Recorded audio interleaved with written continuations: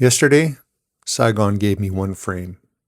One frame out of 47 attempts in a street that's been engineered to refuse me everything. I went to sleep wondering whether that frame was the city giving me something, or the photographer getting lucky in a place that had nothing else to offer. I wake up to find out.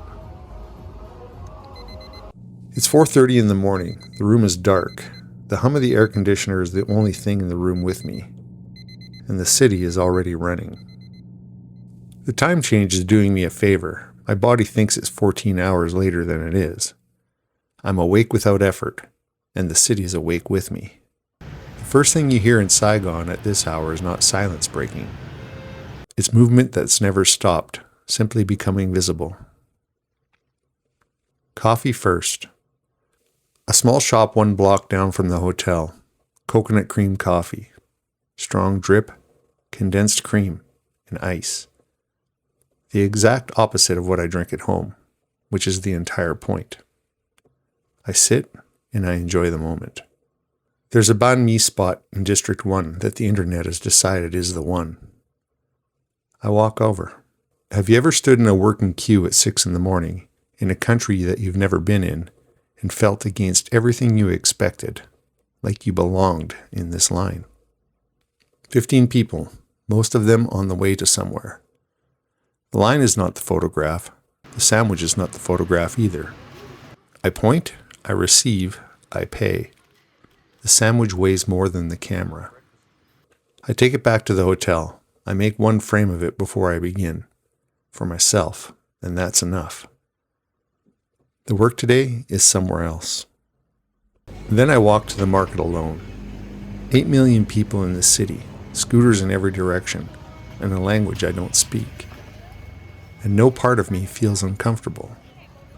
The old market is a small street market just a few blocks east of the hotel. No clock tower, no tourist signage, no entrance that announced itself. Just a street that's been a market longer than I've been a photographer.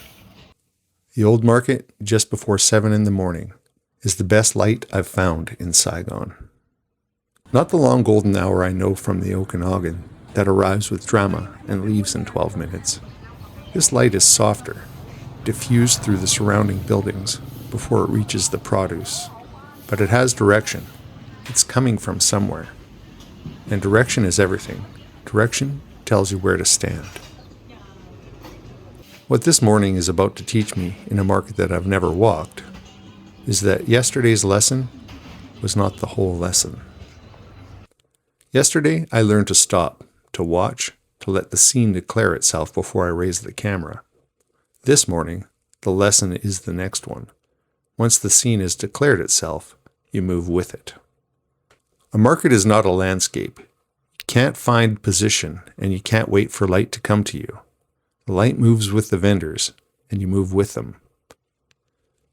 At 28 millimeters, I can take in the whole stall, the vendor, the produce, the architecture overhead. At 105 millimeters, I can stay back far enough that people stop performing for the camera. They go back to the work they were doing before I arrived. The forgotten photographer makes a better portrait. There is a decision I'm making over and over in this market, and I want to name it.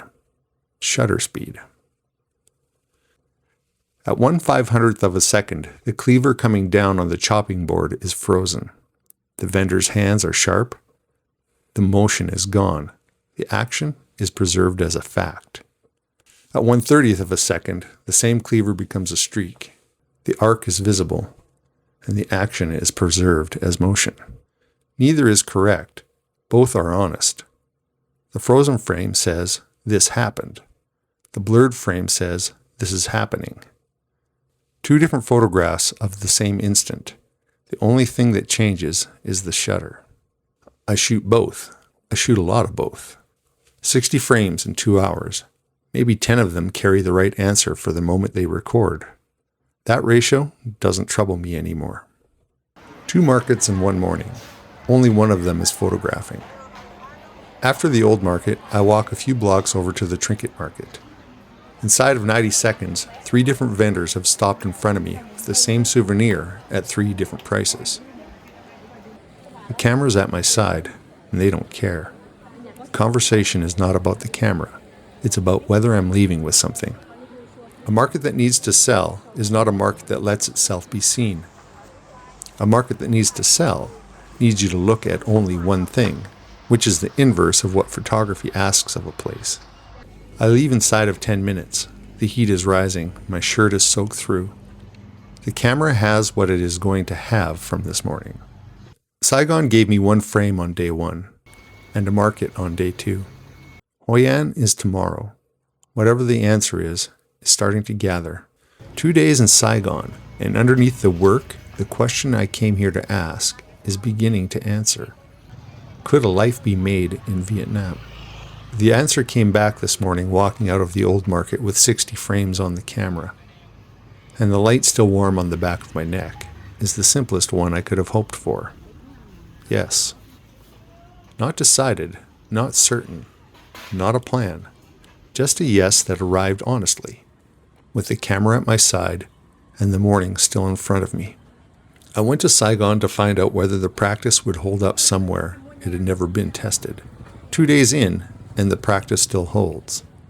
And the question underneath it is starting to answer too. The next episode goes to Hoi An, a different light, slower water, a different conversation entirely. Everything I learned about directional light in this market is expanded in my ebook, Mastering Light in Landscape Photography. The link is in the description. I edit everything through DxO Photo Lab and the Nick Collection. There's a discount code in the description for 15% off. If you want to follow this journey, like the video and subscribe. The light doesn't wait, and neither should we.